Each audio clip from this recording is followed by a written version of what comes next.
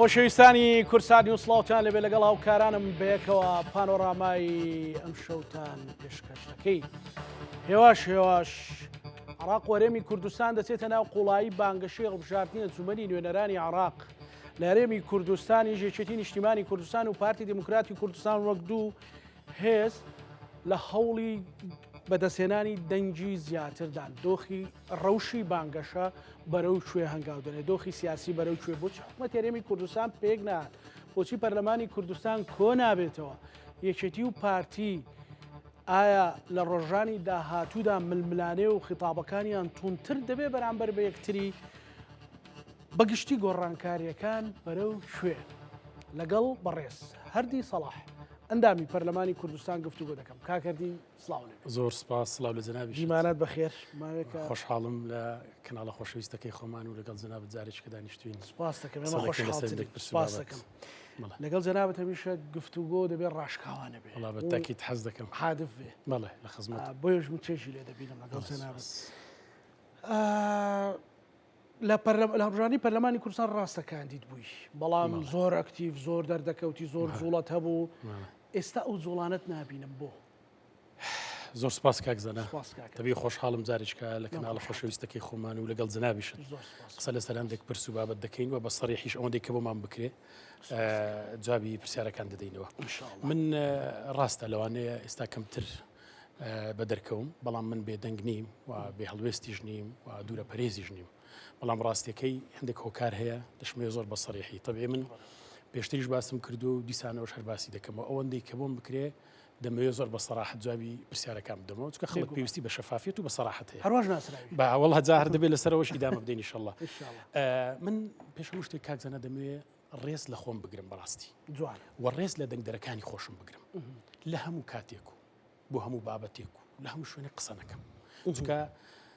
ئینسان ئەگەر لە کاتی خۆیدا نەبوو قسەی کرد قسەکەی بێبەها دەبێت کە قسەشی بێبەها بوو قسەکەی گرنگی نابێ و کاریگەریشی نابێ یە قسەیەکیش لە دۆخێک بکەی کە بەهای نەبێ و کاریگەری نەبێ بەڕاستی من پێم وایە قسە نەکە ئینسان باشترە بە تایبەتی لە وەزعی ئێستا ئەو چەند مانگە و بە تایبەتی ئەو ساڵش کە پەرلەمانی کوردستان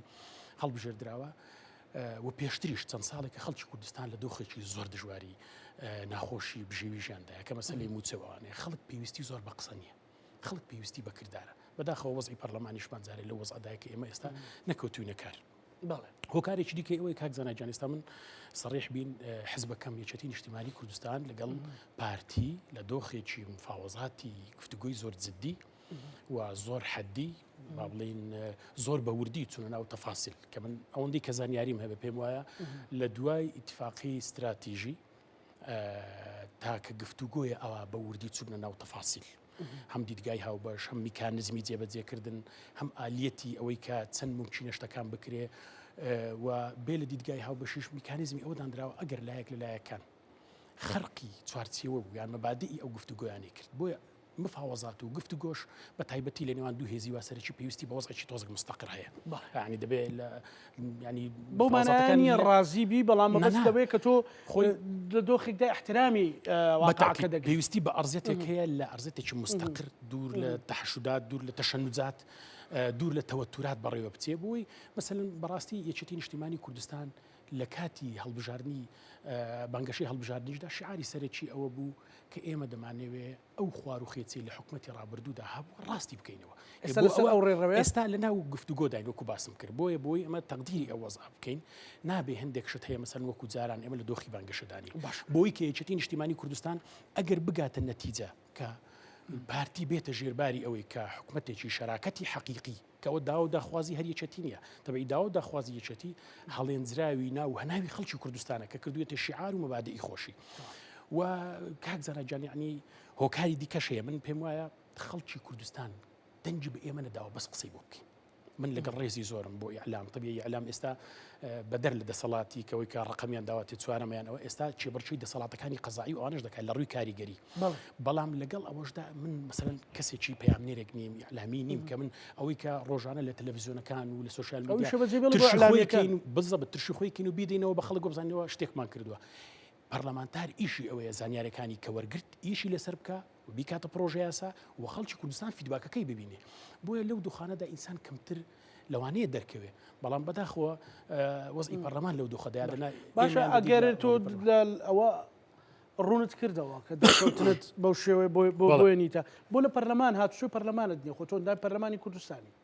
خۆی کاکزانە جانەخر ئەندامی پەرلەمانی کوردستانی سوێندمان خواردۆ سوێندی یاساییمان خواردۆ بەڵام لەو کاتەوە هەتاوکو ئێستا تەبیعی پەرلەمان لە دۆخی کارایی خۆی دانیە باشە بچمە پەرلەمان کاکزانە نە دەستی سەرۆکایەتی پەرلەمان هەڵبژێردراوە نە لیژنەکان دابەش کراوە نە چوارچێوەی ئیشمان دیارە نە ئیلتیزاماتێک هەیە نە لە ڕووی یاساییشەوە ئێمە دەتوانین لەو حکومەتی ئێستا بپرسینەوە چکە بە دەنجی ئێمە دانەندراوەوە درێژکراوی حکومەتی پێشووترا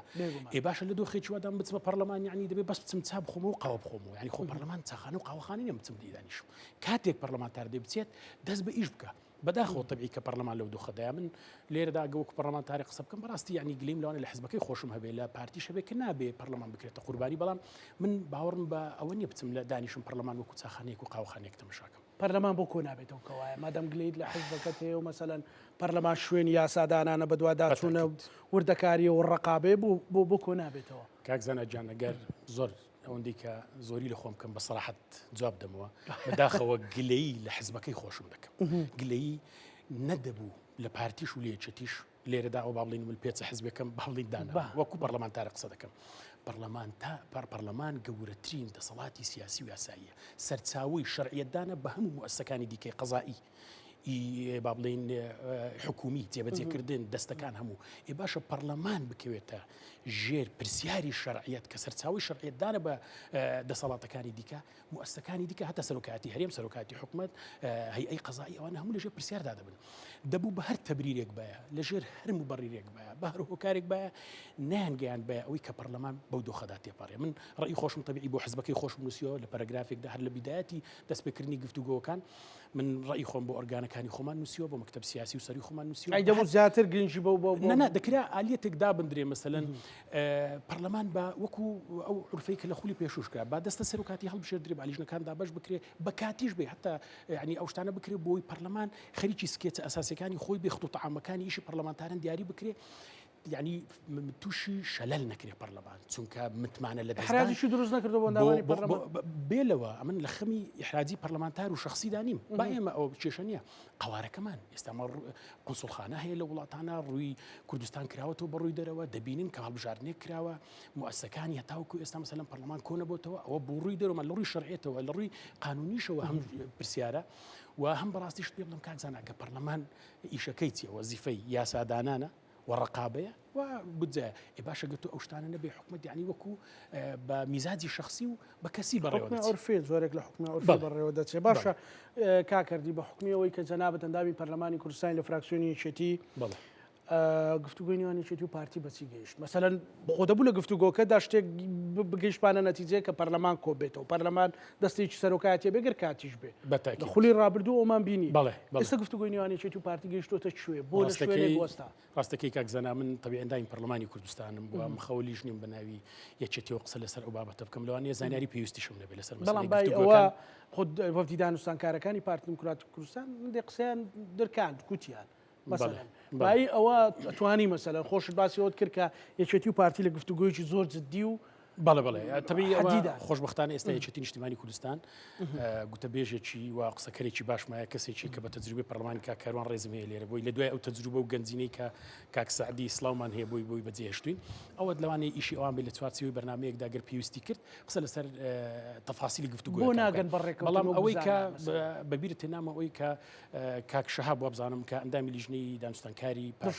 بەڵێ قسەی کردووە لەسەرەوە کە بەداخەوە لە شوێنێکدا دەڵێت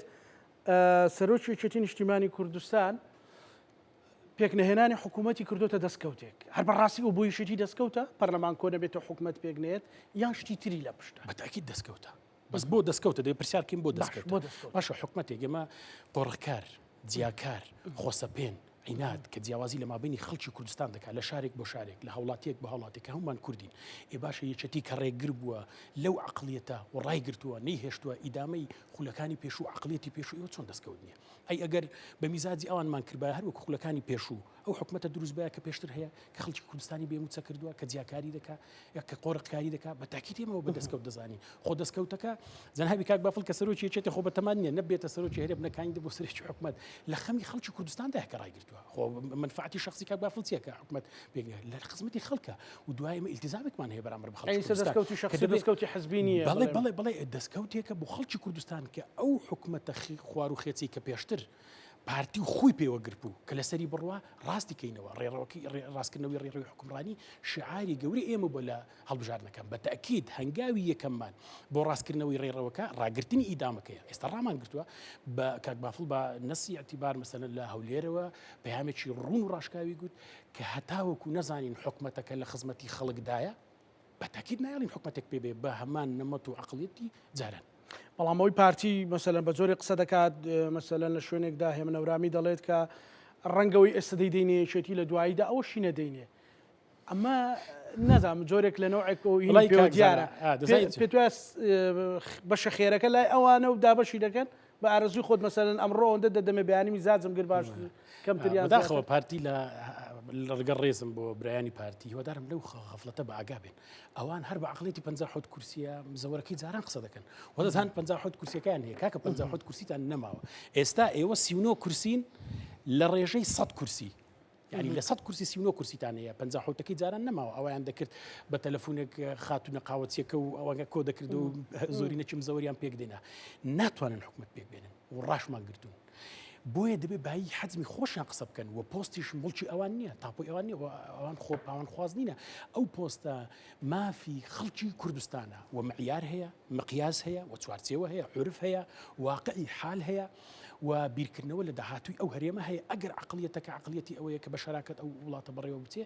نابێ وڵا ئەوە دەدەم و ئەوە نادەم و خۆکاکەەوە عقلیەتی دیوەخان و دابشکاری و ئەوە نییە بۆیە هیوادارین لەو خۆ غەفڵەتە بە ئاگا بێن ئێستا ئەوەی کە لە ناو گفتوگۆیەکاندایە تەمەشای کاکزانە هەموو ئەندامەکانی لیژنەی دانوستانکاری ئێمە تەمەشاکە لەسەر مستەوای مەکتەبی سیاسیمان وەفدی دانوستانکارمان یەک تەسریحی سلبیان لەسەر دانوستانەکان نەداوە و هیچ قسەیەکیشان نەکردووە کە بڵێم بگات گەشتونە نەتیجە ئەوەی کە کراوە بەڕازگۆی لەگە خەڵکی خۆمان بەیانیان کردووە گفتو هەنگاوی باشی بڕیوە دیدگای هاوبەش گەشتۆتە نەتیجەیەک تقریبا بەڵام ماوە بەڵام ئەوان تەسعیدی دەکەن تعقیدی دەکەن بۆ لەبەرەوەی ئەوان ڕاهاتون لەسەر ئەو پاوانخوازی کە پێشتر هەیەیان بۆ ئێستا مەسەلەن کەبوونە 39 کورسی هەردەیانێ بەرکەوتەی جاران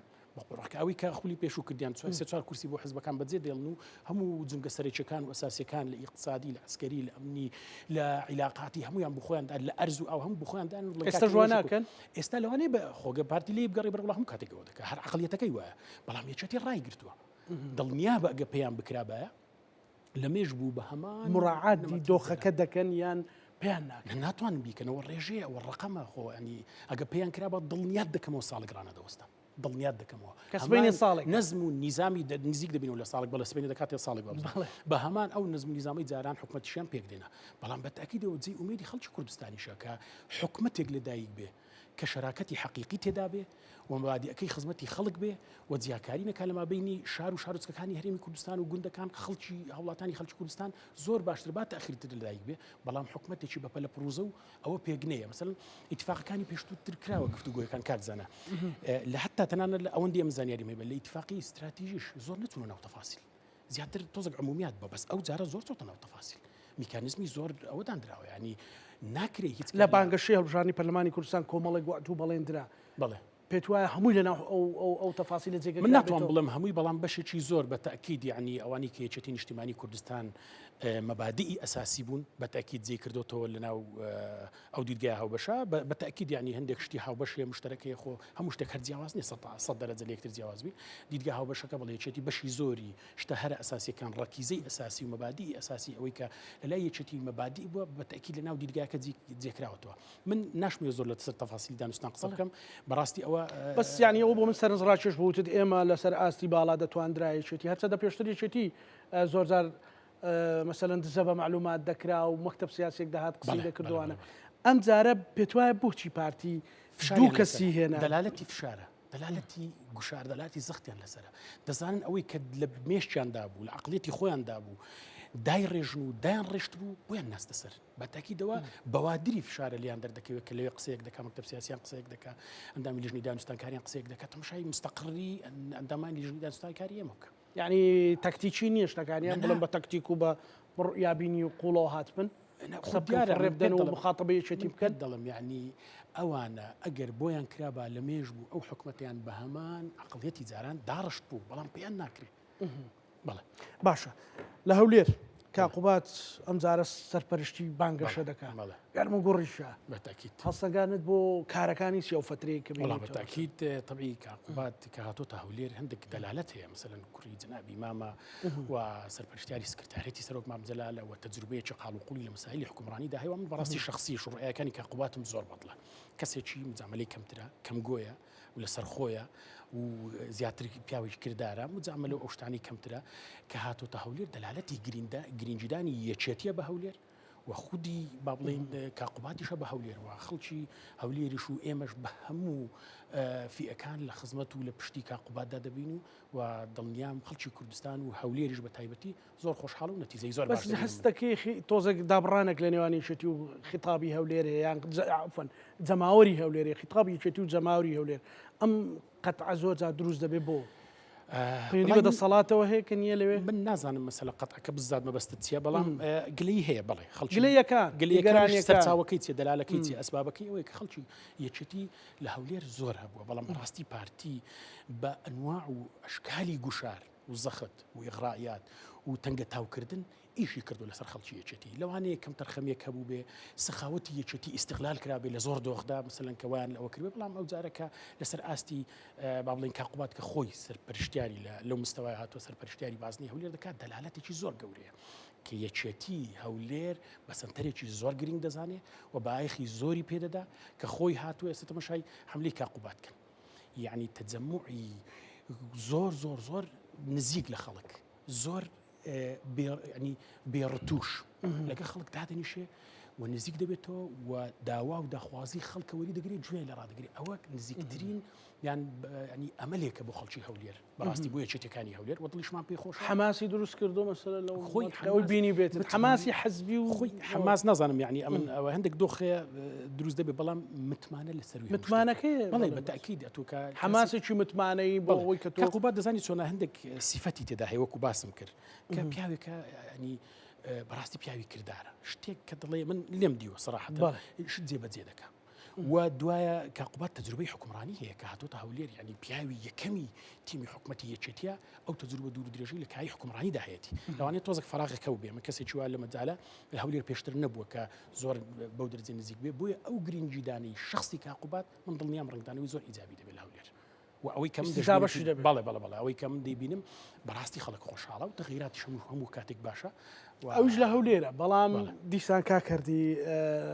مەڵێ ڕامدەشێشی بۆ کۆمەڵێک پرسیاری ڕقوانە بەڵام برادێکم بینی لەسەر تەلەڤیزۆن دیگوت کاقوبات غەدر دەکات دەبێت کە شاشێک سەیری شاشەیەک دەکات سوپاسی سەرۆک وەزیران بکە بەس کە بەسەر جادەی گوندی ئینگلیزی دادێ نازام کوێیە سوپاسی سەرۆک وەزیران بکە کە ئەو جادە خۆشی بۆ دروست کردووە کە پەنجە دەدێ بە پلاکی ماڵەکەی ئاو هەیە کارەبا هەیە دەبێت سوپاسی ئەنجومەنی وەزیران بکە تەماشاکە ئینارە هەیە ئەنجومەنی وەزیر ئەم جێم لێ بڵێ سەرۆک وەزیر بە کەسی دەکەن شتەکە سەرۆک وەزیرانە مشکلمان نەبوو یعنی ئێستا بەڕاستی ئێمە گەر ئێستا کارەبا هەیە لە کورسات علی مۆلیدێ یان ڕئیسیە سوپاسی سەرۆک وەزیران بکەین ینی گە بەسەر جادەیەکدا ڕۆشتین سوپاس بکەینی ئەمە لە چیەوە دێ دەچێتە چوارچەوەی بانگەشە و نازانم تۆ کەسێک بینیت مخاتەبەی جێگری سەرۆک حکومەت بکە بڵێ لەبەرەوەی پەنجەت نا بە پلاکێکەوە کارەبا هەبوو سوپاسی سەرۆک وەزیران بکە کاکزانە جانم من لەگەڵ ڕێزم ئەمیش تەبیعی شتێکی وام دیت ئەوە ڕۆژی بەڵێ ئەوە چەندەمین ڕۆژی بانگەشەیە کە حملی با بڵین بانگەشە دەستی پێ کردووە باشە 17 ڕۆژ یەک تەسریحی یان هێرشی لەسەر مستەوای مەکتەبی سیاسیمان لەسەر مستەوای سەرکردایەتیمان ئۆرگانی حزبیمان ئیعلامەکەمان وەزیرەکانمان کاندیدەکانمان کەسێک دیوە لە ئێمە بە قسەیەکیش باز لە پارتی بکە هێرشێ بکاتە سەر پارتی قسەیەک بەرامبەر بە پارتی بکە نەخێر بەڵام ئەوە فەرمەوە هەر پێڕادەگەین باسی ئەوە جوابی ئەوام بدەینەوە من لەگەڵ ڕێزم دڵنیان ئەوەیە مەسەلا ئێستا پێت دڵم خۆی کاکزانەجان ئەوە دڵنیامە گاتە ئێستا سەرنجی ڕانێکیشرابێ ئەو پارتی پێویستە سەرنجی ئەوانە ڕابکێشێ بەڕاستی چکە ئەوە عکسەکەی لێکدەوە کە دەڵێ دەستکەوتی دوای 34 ساڵ کارەبا سەرۆک وەزیران کردوێتی بزەبت پێچەوانەکەی لێکدوانی 34 ساڵ ئەوانشە نانیشتووە کە خەڵکی کوردستان کارەبای بەردەوامی هەبێ 34 ساڵ ئەوانیشە نانیشتۆ خەڵکی هەولێر ئاوی هەبێ بۆ لە بەروی حکومەت هەر لای ئەوان بووە خۆ لای مەسەلە سەرۆکی حکومەت کە سەرۆکی هەرێمی ئێستاە بەڕێز سەرۆکی هەرێم کاگنێتیر ئێستا ئەو پێشتر سەرۆکی حکومەت بووە حکومەت هەر لای خۆیان بووە کە نیان کردو ئەوان مسببن ئەو بۆ خۆیان ئەیبعاری خۆیان بە دەردەخەن هیوادارین واز لەو ئاستە نزمە بێنن ئەگەر سیراعێکی مابینی خۆشیانە دەیانەوێت لەو ڕێوە هێرش بکەن و مەسەلەی دووباڵەکەی خۆیان قسە بە سەرۆکی هەرێمی ئێستا و سەرۆکی حکومەتی پێشوو بڵێن و ئەوە بکەن ئەوە با خەڵکی کوردستان تێوە نەگلێنن ئەوە با پەیوەندی بە یەکێتیەوە نییە هیچ پێویست ناکە خەڵکی کوردستان بێنن ئەو مامە هیوادارین ئەگەر ئەوان دەستکەوتەکان بە شخصی بکەن خەڵکی کوردستان دڵنیا بە زیرەکترە دەزانێت ئەو دەستکەوتانە ئەگەر هەبێ یەک دەستکەوتیشم با پێ بڵێن بەبێ ئەوەی کە یەکێتی لەگەڵ نەو بێکرابێ ئەسڵن ئەو سیستەمە مۆدێرن و تەکنۆلۆژیایی کرا ناو ئەنجومەنی وەزیران هەیە بخۆیان زۆر باش دەزانن ئوسوسەکەی لە ڕوئیای کاقوبات هاتووە حد لە سیستەمی یەک پەنجەرەی لە مەسلەی داتایەکان لە مەسیری ئەو با بڵێن بەشانیکردنەوە ئەنجومەنی وەزیران دروستکراوە ئەخۆ ئێستا دەڵێن ئێمە بانگەشە بە پرۆژە دەکەین بەڵام ئێمە بانگەشە بە جادەوکردنەوەی جادە و پرۆژە و کارەبای بستووە کاشمێرەوە نەدەکەین پێمان خۆشە بەڵام ئەو پرۆژانەش یعنی ئەوەی لەسرە علامەتی ئیسفامی لەسرە من طبیعی دەستخۆشی خەڵکی کوردستانی دەستخۆشی لەوە دەکا کە خۆزگە پێش 30 ساڵە یعنی سێ پارێزگەمان هەیە خۆشبە ئێستا بووینە چوار بە هەڵبجەوە دەبوو لە مێژ بوو ئەوە بکرا بە دووسای دوانە بەڵام لەلایەک بە خەڵکی کوردستان دەڵێن ئێمە موچەمان نییە لەلایەکیش پرۆژەی گەورە دەکەنەوە بە ملیارات دەبێ خەڵک پرسیارکە یان ئەوە پارێک موچی خەڵکی کوردستانە دەچندی کەنە ڕکلام بۆ خۆیان باشە کەویش بەشێکی زۆر بۆ پرۆژەکانی خۆیانە بۆ مرکزی بزنسەکانی خۆیانە یان ئەوە تا بەڕاستی ئەو پارە دزراوەیە کە پێشتر بەشێکیان لێ دزیەوە ئێستا لە ژێر گوشار و فشار بەشێکی دێنەوە چونکە بەڕاستی ئەوە ئیحراجی بۆ ئێمە دروستکردەوە بەرامبەر بە بەغداژ یعنی بەغداژ بۆ پرسیارە دەکات کە ئێوە دەڵێن موچی خەڵکی کوردستانمان پێ نادرێ ئەو پرۆژانە چی دووش ئێمە ئێستا لە پەرلەمان لە دۆخێکی کارای خۆی دانیێدەنا ئەو پرۆژانە دەبێ ئێمە لێ بکۆڵینەوە ڕقابەی بکەین باشە ئەو پرۆژانە چۆن دراوە بە دوو کۆمپانیا مەسەلەن لە هەرێمی ئایا بە مباشر دراوە کە بە پێی یاسا بۆیان نیە بە مباشر مەسەلەن پرۆژە بدەن دوایە لە ڕووی تێچووەکەی کۆستەکەی یعنی هەتا کوالیتیەکەی ئەوانە بۆ دوای ئەوە هەڵدەگرین کە لە پەرلەمان ئەوە دەبێت بەڵام هیوادارین ئەو دەستکەوتانە بە دەستکەوتی کەسی نەکەن چونکە بۆ خۆیان خراپە ئەگەر بڵێن ئەو دەستکەوتی ئێمەیە هەموو عیب و عارەکانیش بە تاکیدی ئەوانن عیبارەیە والله کاکزانە ئەگەر ئێستاش مڕعاتی هەندێک وەزع نەکەین کەمە ئیلتیزامێکە بەڕاستی یعنی دەمانەوێت هەڵبژاردنەکە بۆ عێراقا هەڵبژاردنێکی تۆزێک یعنی مستەقر بڕێوە بچێ لە دۆخەکەم کوردستانمان دووەدەنا والله ئێستا دنیاک عیب و عار هەیە کە بۆ خۆیان زۆر لێمە باشتر دەزانن بەڵام نامانەوێت ئەوانە بەجووی خەڵک دابدەین و خەڵک ئێستا موچین ئێستا کەمە دانیشتین فەرموو ئەوە حکومەتەکەی کە سەرۆک وەزیرانەکەی کە ئەوان پێی دەنازن مەسەلەن تا ئەو ئێستا مانجی چەند نزیک دەبێت و لە مانجی 11 موچی مانجی 8 وەرنەگیراوە باش یعنی سەرتایی ترین مافی خەڵک موچەیە ژیانە کاتە نابێت سوپاسی بکەین خۆی سوپاسی هەموو شتێکی باش دەکەین ئەمە بەڕاستی بووە پێمان خۆشە هەموو شتێکی باشش بکرێ من بە نیەتی ئێمە پاکە ئێمە خۆزگە دەخوازیین هەموو کوردستان بێ سوپاسی خۆی گەورە بکەین بەڵام لەگەڵ ئەوەشدا ئێمە نامانێت ئەوە سەپانی و پاوانی و دیوەخانی نیە ئەوە حکومەتە ئەوە دەبێت حکومەتی هەرێمی کوردستان مثلەن کاکردی وەزعیەتی چۆنە بەگشتی وڵا وەزعیەتی زۆر باشە بەڵام هەر بە باشەی شەفەی و شیعارنە بە باشەی داتایانی دیارە یەکێتی نیشتیمانی کوردستان دەنگەکانی بە ڕێژەی دەنگ لە چاو هەڵبژاردننی پێش و لە ئاخر هەڵبژاردن دوو ئەوەندە زیادی کردووە بە مەقاعد احتیفازی کردو و چەند کورسێکیش زیادی کردووە و لە تەڕەفی مقابلیش بە هەڵبڵێن 6 پلە ئەوانیشمان هێناوەتە خوارێ زۆرینەش لە دەست ئەوان نەماوە تقریبا نزیک دەبینەوە ناڵین یعنی تەوازنەکە وەکو یەکی لاتەوە بەڵام بەڕاستی هەنگاوی باشمان بڕیوە بۆیە پێدراوەکان باشن بەداتا ینی نەک بڵێ ئەو بخۆمان بڵێن بڵێ بەس کاکێ من هەورامی ئەوش دیسان لە مقابلێک دەڵێ باەتی فریای خۆی کەوێ بۆی نەبێتە هێزی سێم باشە ڕیدوەمی بکە خۆی دەزانین چۆنە کاک زانەجان من لەگەڵ ڕێزم باسی فریاکەوتنی و ئاە دەکەن ئەوانە زۆر جا وڵاتانی دراوسێ فریان دەکەون لەگەوی کە زۆریشان فریا دەکەن و جا فریای پارتی هەر ناکەون لە هەندێک داتایانەمە جوابیان دەدەینەوە کاکزان لە ئاخیر هەڵبژاردننی ئەنجومەنی پارێزگاکان لە پارێزگای موسڵ پارتی بە درێژایی تقریبا 12 بۆ 13 ساڵ 11 مەقعدی هەبووە لەوێ لە پارێزگای موسڵ دەزانی لە کۆتا هەڵبژاردن بووە بە چەند 11 بووە بە 4 8 کورسیان لە دەستداوە قایم مەخموریان لە دەستداوە ناحیە سنیان لە دەستداوە باشییان لە دەستداوە باشییان بە زۆرێک لە دەستداوە کاندیدەکەی یەکێتی 4000 دەنجی هێناوە لە ناو ئەو منتیقەوە ئەوەی پارتی 1000 دەنجی هێناوە خۆ من نامانەوێت هەندێک شتێ لە کەرکووک کاکزانە یەکێتی 6 کورسی هێناوە حسابکە باش ئەوان کورسی و لە تێچارێنەوە يعني لك باور كان من برأيكم او كرسي ولا تشان دنگدري خلچ كركوك دنجي بينا داون او زب هو زي شو بندي وارو نعزم بناوي زي لفاني وانا دا ناون لها وير وانا دنكانه اي باشا تو كركوك او وضعته لما خمور لها باشي جلسون يك دنيا بوستي اداري ناو محافظي موسليش انا دز داوا اي باشا اما او تشفريا تشكي خلچ كردستان هميشه فريا يچتي كوتو باشا بەڵام ئەوان بە ینی واز لەوە بێنن فریاکردنەوە بیرێک لە داتایەکانی خۆیان بکەوە لەکوێ بوون ئێستاچیان لە هاتوو لەکوێن باشەکی زۆریان لە پۆستەکان لەدەستداوە وەلەو بزات ئەگە ئەوە بەعینە وەرگین بە سامپڵ وەرگین لە ناوچە جێناکوکان وەزعی یەکێتی دیارە وەزعی پارتیش دیارە لەکوێ باشە کاکەردی دەڵێ بۆ هەندێک خەڵک پرسیار دەکات بۆچی لە هەموو پێش انتخاباتێک لەناو بانگەشێک یەکێک لە پرسە باڵاکانی پارتی دموکراتی کوردستان دەچێتە تووشە و دێتەوە والله خوي او علامه استفهام خەڵکی زۆر خۆ بە تەلەفۆن بیکە وڵی دەزانین چۆن کاک نامێت لەو ئاستەقسە بکەین بەڵام بەڕاستی خەڵکی کوردستان دەزانێت کە مەسەلەن حەزم دەزانێت فیدباکەکەت دەبینێ واقعیت دەزانێت کە خەڵکی کوردستان من لە هەولێرم ینی دەزانم کە بەو شێوەیە نیە بەڵام لێشی دەگەڕین ئێستا وەزعەکە هێت قسەنیە بیکەین بۆیە خەڵکی کوردستان زۆر لە ئێمە وریاترا بە ئاگاترا دەزانێت وەزعەکان یعنی کە پرسیارەکان دەکرێت بڵێ منتیقیە پرسیارەکە نەک منتیقیە بۆ خۆشیان دەزان یعنی بۆیە زۆر زارکە دەچنەوێ ئەگەر ئەمەوە بۆ هات کە بسە تو دەڵێ کە دەڵێ فریامانکەوە زۆر جار خەڵکی دیکە فریایان کەوتووە کەلیمەکە لەسەر زاریان ئەوە بووە ئاسان بوو هەندێک فریایان کەوتون بزەوە هەر باسی فریا و فریاکەوتن دەکەن کاکەردی با تۆزێک بینە سەرێکێتی زیاتر مەسەلەن دەڵێ یەکێتی هێزی تۆین لە بەغدا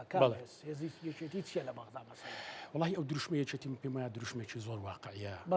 بەڵێ دڵمانە و لەبەرەوەی هەڵێنراوی ناو واقعەتی خەڵکە مەسەلەن یەکێتی نیشتیمانی کوردستان کە کاتی خۆی جنابی مامیش لە بەغدا بووە کە هێزی یەکێتی وە کورسیەکان و مقعدەکانی یەکێتی تقریبا تەوازونێکە بۆ لە بەغدا خەڵکی کوردستان ئەو وەختی کە یەکێتی ئەو حزورە بەو ڕێژە کورسی لە بەغدا بووە موچەی بڕاوە هیچ کێشەیەکی توش بۆتەوە کاکزانە بە ئەنواع و بە چەند ڕێگا پارە بۆ خەڵکی کوردستان دەهات بودجەی 170 دەهات لەوێ جنابی مام جەلال ئەوە هەموو ئەوەکانی ئۆکەیکردبوونی دیهێشت یعنی ببوو بە درعێکی پارێزیاریکردن لە ماف و داخوازیەکانی خەڵکی کوردستان لە بەغدا بودجەی پەرپێدانی پارێزگا دەهات وشکە ساڵی دەهات دەرمان دەهات 170 دەهات یعنی وای لێ هات بوو بەڕاستی باوەڕ بەربێنەوە دەهات بەڵێ بە هەموو شێوەیەک ئەوە هێزی یەکێتی بۆ لە بەغدا لە دوای ئەوەی کە کورسیەکان تۆزێک ئەوە دەبێ پارتی لعبە دەکا و بەدەسیسی و لەگە حلف دروست دەکا و بۆ هەندێک شت یعنی فەرموو کە اتفاقی استراتیجیش تێک دەدەن لە بەغدا یەکگرتووی زۆر باسی یەکرزی دەکەن ئەوان مسبب بوون لە بەغدا کە مەسەلەن یەکریزیان تێکداوە لە دوای ئەوە مەشاکلەکان دروست دەبێت بۆیە خەڵکی کوردستان هێزی یەکێتی دیوە لە بەغدا ئەوە هەر دروشم نییە باوەڕی پێ دەکەن ئەگەر حتا لەو ساڵانەش لەو ئەخیرانش مەسەلەن لەو ئەخیرانش هەبووە جوڵە هەبووە بەتەکید ئێمە هەر لە مەسەلەی نەوتەوە ئەگەر فشار و گوشاری یەکێتی نەبێ بەخوا پارتی ڕاهات بوو هەر لەسەر ئەو نەمەتەیکە بیهێنەوە بی بە گرنگ بەرژەوەندەکەی خۆی هەبێ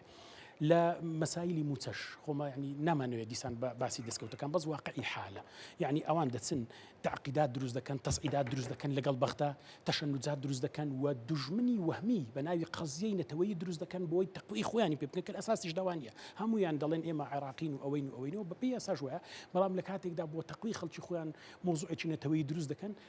باچیان بەوە نیە کە خەڵکی کوردستان بێ موچە دەبێ کوردستان موچەی دەبرێ لە بەرامبەردا هێزی یەکێتی ئەوەیە کە جنابی کاک بافڵ بەو دیبلۆماسیەتی خۆی بەو علاقاتە سنجینەی کە یەکێتی هەیبووە بەو پاشخانە دیبلۆماسیەتی کە لەوێ هەبووە بە خبرە و ئەزمموی جنابی مام دەچێت کێشەکان چارەسەر دەکەم موچەی خەڵکی کوردستان نیش دێنێ بووە خۆ دیارە ئەوە هێزی یەکێتی ئەوەیە دوای هێزی یەکێتی لە شتێکەشدا کاکزانە من بەڵێ ئەگەر تەماشا بکەین لە ڕووی نوێنەرایەتی خەڵکی کوردستانیش نوێنەرایەتەکانی ئەوان وەزیری مالیان لە بەغدا ئەو نوێنەریان بۆ کە خەڵکەگەر دەنجی پێداون لەسەر گەندەڵی دەرکراوە نادراوەتە کوردستان جێگری وەزیری مالیان دادنێن ئەویش هەر دیسان لەسەر گەندەڵی دەردەکرێت دەنێرێتەوە جێگرێچکە دادنێت دیسان هەدەنێتێتەوە ئاخر جێگریان کە ئێستادانا ئەویش لەسەر بێ ئەزمموی و بێ پسپۆری دیسان ئەویش هەر هاتەوە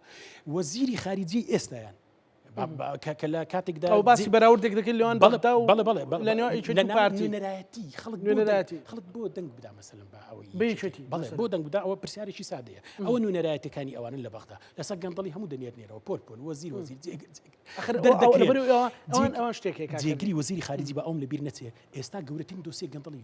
لێ ئاشکرا بۆ کە لە کاتێکدا جێگری سەرۆک وەزیرانیشە بۆ مەسەلەی ئیدارە و اقتصاد و وەزیری خارجی بەڵێ کە پۆستێکەشی هەیە جێگری سەرۆک وەزیرانی بەڵێ لەسەر تەزویراتی مڵک و ئەوانە مدیر مەکتەبەکەشەوە کەیسێکی زۆر گەندەڵەیە لێ ئەوە بووە ئێ باش ئەوە نوێنەرەکانی ئەوان نوێنەری ئێمەش چێیە کاک خالید شوانیە هەموو خەڵک دەزانێت بە چ جەرائەتێک بە چ سەراحەتێک بە چ دیبلۆماسیەتێک دیفاع لە خەڵکی کوردستان دەکات. باشە خەڵک دەبێ بزانانی یعنی کە یەکێتی بۆ چێ دەنێرێتە بەغدا و بۆ دەینێرێتە بەغدا کە دەڵێن هێزی ئێمە مەبەستەکەمان نەوەیە دەناخۆ مەقعدەکانی پەرلەمان کاک زانا من طبیعی تێبینیشم هەیە لەسەر مەسەلەی ڕوحی دیموکراسی کە مەقعدەکان تەثبیت کراوە کەوا تقریبا غەدرێکە لە کورد دەکرێت هیوادارم لە پەرلەمانی داهاتوو ئەوە بکرێتە ڕێژە و نسبەی با بڵێن هەرێمی کوردستان چەند کورسی چەند حتا نسبەی مشارەکەش زۆر کاریگەرینە کاک زانا چونکە مەقعدەکان وەختی نسبە و تەناسب قیمەتی کورسی دەور دەبینێ بەڵام ئێمە دەڵێن مادام بەو شێوەشە کاکە نوێنەرێک بنێرینە بەغدا کە ئەوە حقیقەتەکەی بۆ لە پێشوو و لە مێژووی نزیکش فەرمو ئەوە حقیقەتی نوێنەرەکانی ئێمە وەکو یەکێتی و نوێنەرەکانی ئەوانیش وەکو باشە کاکردی بە ئەو بەراوردا لای خەڵک گەیشتووە یان قسەیەکی دیکەیە پارتی دموکراتی کوردستان هەمیشە باز لەوە دەکەن کە ئەوان لەسەر کوردایەتی بووە لەبەرەوەی شەڕیان کردووە لەسەر موچە بۆیە وەزیری بۆن منە مالیێوای بەسەرهاتووە جێ بریکاری وەزیری مالیێوای بەسەرهاتووە مەسەلەن زۆر تۆم بۆ لەسەر مەسەلەی بێنانی موچە شەڕی کردووە لەبەرەوەی ئەوان واجهەی کوردایەتی دەکەن و خەڵکی دیکە عراقچێتی دەکا بۆیە ئەوان کاکزانە من ئەوە ڕام دەکێشی بۆی هەندێک ئەوە بچم بەڵام باوەڕ بکە گوێت لە برای خۆت بێ بەس گوێت لە برای خۆت بێ باوەڕ بکە خەڵکی کوردستان زۆر وردەکارە زۆر بە ئاگایە یعنی دەزانێ ئەوانە کە لە گەورەترین قەزی لە ڕفراندۆم و لە مافی چارەی خۆنووسین کە شیعەی قەدیم یەکێتیە زیاتر هەبووە ئێدە 24 ساعتی بەسەردا نەچوو هەموو عراقچێتی خۆیان هەر دەپات کردەوە يعني فرشي سوريا بو كسر نخز لما طارنا هنا يعني مستقبليان كركا قصيان بيدا قد اوانا هموي دروس كردني دجمني وهميه بناوي قضيه نتوي بو تقوي خويا تسكو دزان لبغدا براستي هيك شي وين بيني دبلوماسيتي يشتي لشوي وسياستي يشتي لشوي وتجربيه يشتي لشوي او تجربه فاشله يعني دوروي ولا لاي اوانج لشوي يعني اشتكان كشفه لسر بازموني ناردراوتو لسر قندلي ناردراوتو كاكا كيسكي قندليشه اصلا فرياي كوتن توزق با اويدنا دبو اولا زندان بيستا دبو لي بي خو وزير يغني كاكا خو دنيا خو زيغري يغني دو زيغرني دنيردرينوا لسر دوسي قندلي يشتي وين بوا نيبوا بابين لروي دسكوتشي بو مثلا او جريمان نزيبون بلان لروي دسكوتشي ان كردو باسی نامی يقصل سر وكم خدش كردستان دزاني هر دسكوتي كوبي طبيعي لانه سينوي دستور كبدايتي بالنماي شراكه لقل عراق تبوا دستور بوا دستور طبيعي بحاول بشدو سراوتو زنابي ما كاك مسعود وحتى رحمتي كاك نوشي لانج لقل بوا او اندي كي تشتي بيكرابي كحزوري هبو بي كهيزي هو بي ديسان باس مان كدو كزنابي ما ملوي بوا برون بشاهدي دوست ودجمن حتى لكركوك اطياف كان ديكيتي ده هموي يعني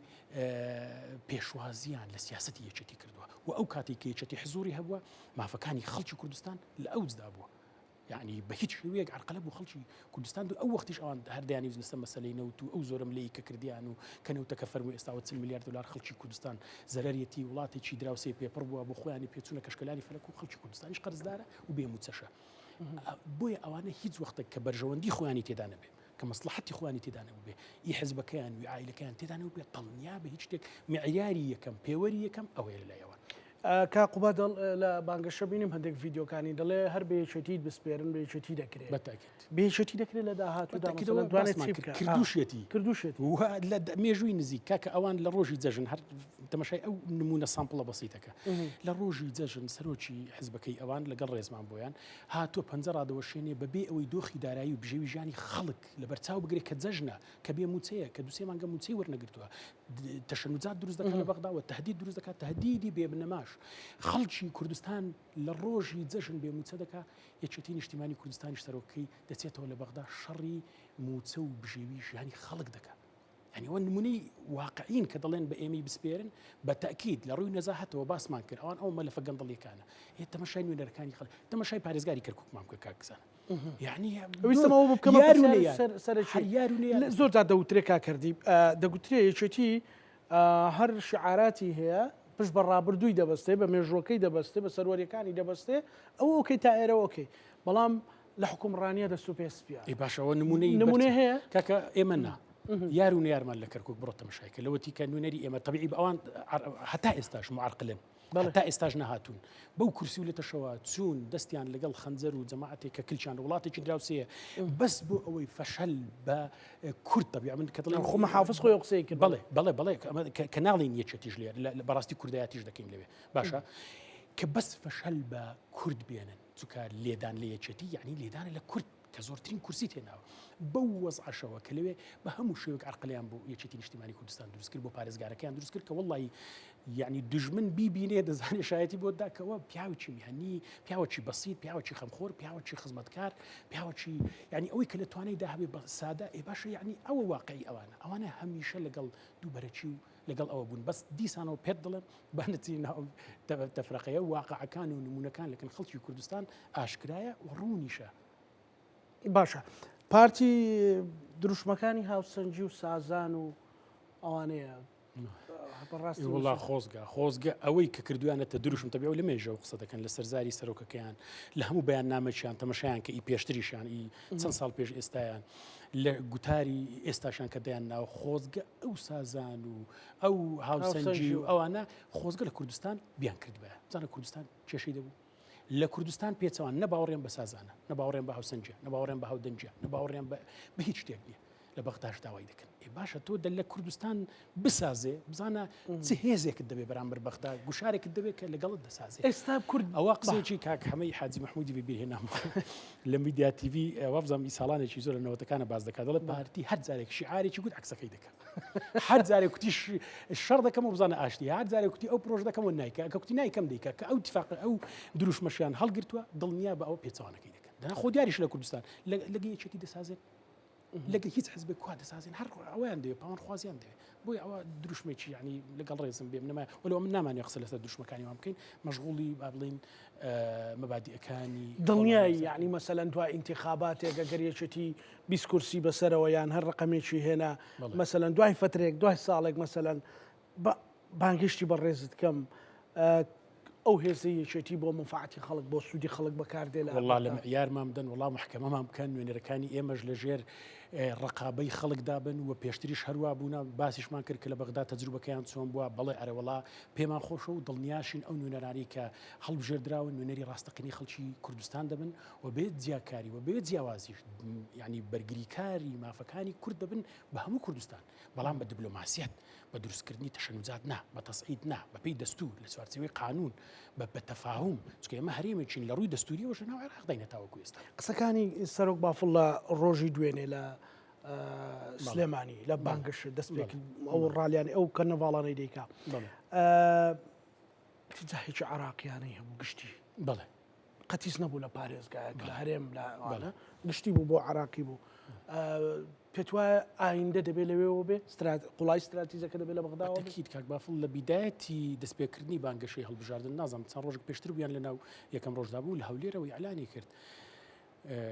قوڵای استراتیژی ئێمە ئەو خۆ بنەمای هەیە ئەو قسە پێی دەستور وایە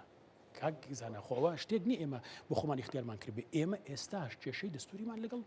بەغدا هەیە ئەگەر ئێمە یەکهێز بین بە هێزێکی گەورەوە بچینە بەغدا اعتیبارێشکە دەکات ئێستا مەسەلەن کاک زانە لە مەسەلەی موچە لە مەسەلەی ئەو مفاوزاتنی کە وەفد دەچێەوە لە مای چەندە چەند وەفد دەچێ وڵای لەگەڵ ڕێزم من بەڕاستی زۆر ینی ئینسان زۆر دەرەکو تاکە کورد هەست تۆزێک بە لاوازیش دەکات بۆی حراجیش دەکات و بەڕاستی ناشبێ کورد ئەوە تەعاملی لەگەڵ بکرێ بەڵام بۆ وایە ئەگە پەرلەمانی کوردستان لە کارەدا بەیە لە ناو پەرلەمانی کوردستان نوێنەرایەتێک هەبایە بە یەکەوە کە بەغدا بیزانی بایە کە ئەوە بڕیاری پەرلەمانی خەڵکی کوردستانە باوەڕ کە بە زۆر شتە تەعاملی دەکرد بەڵام کە تۆ دەچی بە هێزی کورد پەرتەوازە دەکەی اینجا دەچی عیلاقات دروست دەکەی و لە مەسلحەتی خۆت بە تاکیدەوە عاقبەتێکی خەڵکی کوردستانی شتێدا زەرەر دەکات و بخۆشە ناگەنە نەتیجە باش ئەوەندەی بزانی لە ڕۆژانی داهاتوشدا بانگەشەیەکێتی ڕۆ و پرسەنەتەوایەتیەکانە یان ڕۆ و خۆ سەرقالکردنەوە کۆی چەند ئەندامێکی مەکتەب سیاسی و دانوستان کاری پارتی وستێنێکێتی ڕاکێشنە ململانێکی حزبیەوە یان بەرەو بنیادنان و ئایندێ بۆ داهاتوێی هەرێمی کوردستان هەڵبژاردننی پەرلەمانی عێراقا هەتاوەکو ئێستاژێکێتی لەسەر نەهجی خۆیەتی حتا ئێستا ببینە کەس هەر بە وشەیەکیش باسی پارتی ناکە هە بەڕاستیش گرنجیان پێ نادەین لەبەرەوەی زۆر جار کە یەکێتی باسی کردو خۆشان لە گرنگ بووە بۆی نامانەوەیەوە ئیتیجاهەکەش بەرەو بەغدایە پێویست ناکە ئێمە سیراعی ناو کوردستان بەو شێوەیە ئێستا دیسان بە خەڵکی کوردستان تووشی تەشەنوجات بکەینەوە ینی وا بکەین کە وەزعی خەڵکی کوردستانیش بخینە دۆخێکی نەخوازراوە نەخێر هیوادارم هەر بەو شێوەیە بەڕێوە بچێ و خیتابی یەکێتی دیارە زۆر سادەیە زۆر ئاسانە زۆر بەسیتە زۆر واقعیە لە ناو خەڵکەوە سەرچاوی گرتووە و تەجروبەشی هەیە کە تەسبیتی کردووە خیر پرسیارم لە جەنابەت ئەوەیە کاکردی سەڵاح هەر ئاوا لەسەر ئەو ڕتمەی کە لە بەرەی خەڵکی و بەواقعی هەڵبژاردووە لەسەر ئەوە دەمێنێتەوە وڵا من کاک زەنەجان بەڵام ئەوە کۆی لە بیتایەتە باست کردەوەوانە لەم پەربوون لە بەردەمی ئەوەی کە ئەوە پیشان دەی بە عملی ناخۆ آخر عملی چێ ئێستامە لەگەڵ ڕێزم هیوا هەیە مثلەن دەڵێت تۆ فعالیتت نییان چالاکی نییە مثلەن چالاکی کاک زەنەجان من سەریح دەبم ئەگەر چالاکی ئەوە بێ بەداخەوەکو بەشێک زۆر لە بەرپرسانی حزبی حکومی ئەوانە دیکەن هەر لە بەیانی کە دێن دەرێ کامیرەیەک بە دوو خۆیان دەدەن و سەسلام لە چەند کەس دەکەن ئێوارە دیکەن راپۆرتێک و چالاکیمان کردوم باڕم بۆ شوێن نییە باوەڕم ئەوکەی ئەوە چالاکی هەرچەمکی فعالیت و چالاکی من دەمەوێت یعنی دەبێت ڕوئایەکەمان هەبێ بووی چالاکی ئەگەر ئەوە بێ حزبەکەم بمنێرێتە چەند ماڵێک بڵێ کاکە دەستت کراوە بە یارمەتی ئەو ماڵانە بدا سەردانیام کە ئەگەر کێش من بچمە سەردانی ماڵێک کە گوتی موچەیەکم نییە موچەیەکم بۆ بڕۆ پێم نەکرێت کە گوتی کاکە وڵاوە کەسێکم دامەزراوە نەتوان من باوەڕم بەوە هەیە واز لەو مجامە لە بین من باوەڕم بە خیتاپەیە خەڵک دەزانێ و بە هەڵمان سنجێنن لەناو پەرلەمانی کوردستان ئەگەر ئێمە لە ئاستی داکۆکەری سەرسەختی داکوچەکەری سەرسەختی مافەکانی خەڵکی کوردستان نەبووین باجارشکە ئەوقومەمان بدەن بەناو پەرلەمانی کوردستان ئەگەر پەرلەمان لە کەوتە کار ئینشاءالله زۆر سپاس زۆر سپاس کاتی سەلاح ئەندامی پەرلەمانی کوردستان سپاس بۆ دەرفەت زۆر سپاس بۆ تۆش خۆشەویستانی کورسات نیوز لەگەڵ هاوکارانم بێکەوە پانۆڕامای ئەم شۆمان پێشکەشکردن ئێوە شەمە لە یەکتانەمانەتی خوای گەورە بن خواتان